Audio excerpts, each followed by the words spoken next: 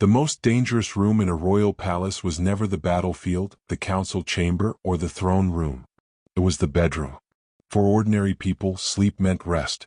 For kings and queens, sleep meant exposure. It meant surrender. And surrender in royal belief invited death. Across centuries and civilizations, rulers believed that the moment they closed their eyes, their power weakened. The crown protected them while awake, but while sleeping, the soul wandered. And anything that wandered could be attacked. That is why royal bedrooms were feared. Not whispered about publicly. Not recorded clearly in official histories. But guarded, cleansed, altered, and sometimes abandoned entirely. In ancient belief systems, sleep was considered a state close to death. The body lay still. The breath slowed. The soul loosened its grip. And when the soul loosened, invisible forces could enter. Spirits, curses, poison carried through air and scent. Betrayal delivered without resistance. Kings believed assassins preferred bedrooms not because they were unguarded, but because they were spiritually vulnerable. Many rulers believed a man could survive a blade while awake, but not a curse cast while he slept. This fear shaped everything. Beds were not chosen for comfort. They were positioned according to astrology. A wrong alignment could invite misfortune. Some kings slept with their heads facing east, others north, depending on the movement of stars at the time of their coronation. If the stars changed, the bed was moved. Beds were not permanent objects. In many courts, royal beds were dismantled and rebuilt regularly. Some kings never slept in the same bed for more than a few nights. Others changed bedrooms constantly, believing that staying too long in one place allowed enemies time to work against them. Bedrooms where illness occurred were often sealed forever. A king who fell sick in a chamber might never enter it again. The room would be emptied, cleansed, and sometimes locked permanently, its doors never opened. Poison was the most obvious threat. But poison was not always swallowed. It could be absorbed through skin, breath, and scent. Pillows were soaked. Sheets were dusted. Candles were laced. Even the wood of the bed frame could be treated with slow-acting toxins. That is why royal bedding was inspected obsessively. Mattresses were cut open. Pillows were replaced. Sheets were burned. Servants who prepared the bed were watched closely, sometimes for years. A single unexplained illness could destroy an entire household of servants overnight. But poison was only one layer of danger. Magic was considered far more powerful. Royal belief held that spells worked best at night. While the body slept, the soul drifted. And when the soul drifted, it could be pulled, trapped, weakened, or replaced. This is why mirrors were feared inside bedrooms. A reflection was believed to capture the soul while sleeping, leaving the body hollow. Mirrors were covered or removed entirely. Broken mirrors were treated as disasters. In some courts, servants were executed simply for dropping glass near the royal bed. Iron became the ultimate defense. Iron knives hidden beneath mattresses. Iron keys sewn into pillows. Iron rings worn during sleep. Iron was believed to disrupt supernatural forces. Even kings who publicly rejected superstition slept surrounded by iron. Many rulers slept fully clothed. Some wore crowns or ceremonial rings to bed. Symbols of power were believed to anchor the soul to the body. To sleep without them was to invite attack.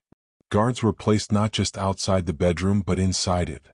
In some cultures, armed men slept at the foot of the royal bed, not only to stop assassins but to witness. Because if a king died in his sleep, someone had to answer for it. Queens faced even greater danger. For a queen, the bedroom was not only where life could end, it was where life began. And that made it terrifying. The womb was believed to be most vulnerable during sleep. Rival women could steal fertility. Mistresses could curse pregnancies. Other queens could drain life through spells cast at night.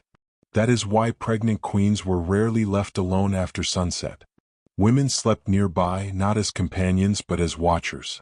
If a miscarriage occurred, it could not be blamed on chance. Someone must have interfered. Bedrooms became ritual spaces. Amulets were sewn into curtains. Charms placed beneath beds. Incense burned not for scent but for protection.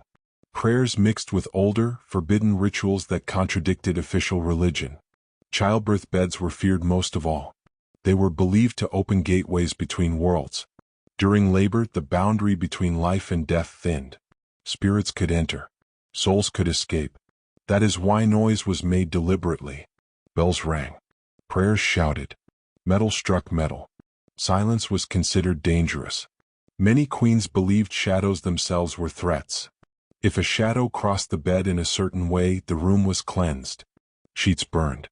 Servants questioned. In some cases, entire rooms were abandoned.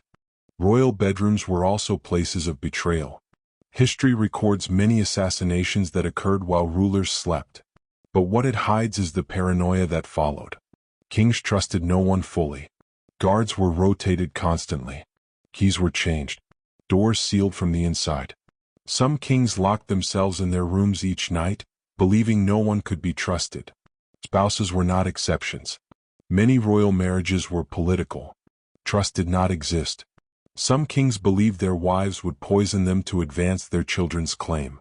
Some queens believed their husbands would kill them once they produced an heir. As a result, some royal couples never slept together at all. Bedrooms were also where weakness revealed itself.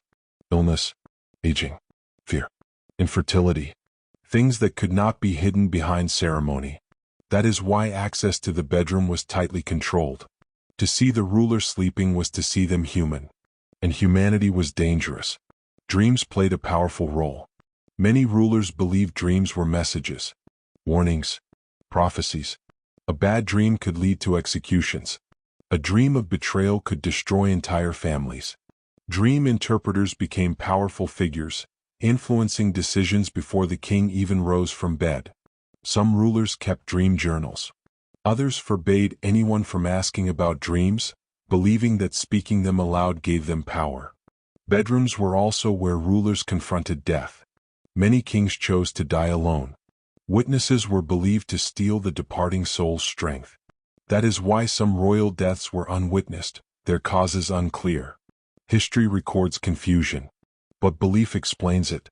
The royal bedroom was not a place of comfort. It was a place of fear disguised as luxury. Silk curtains hid amulets. Gold beds concealed iron blades. Perfume masked poison checks. Candles burned not for light, but for protection. And when something went wrong, the punishment was swift. Servants disappeared. Guards were executed. Women accused. Midwives silenced. History recorded outcomes, not reasons. Today, royal bedrooms are shown as symbols of wealth. But the truth is darker. They were battlegrounds, places where power weakened, where belief ruled more strongly than law. For kings and queens, sleep was the most dangerous act of all. Because when the eyes closed, the crown no longer protected them. And the bedroom became a place where anything could happen. Welcome to Throne Unknown, where the most dangerous secrets were hidden behind locked doors, drawn curtains, and silent nights.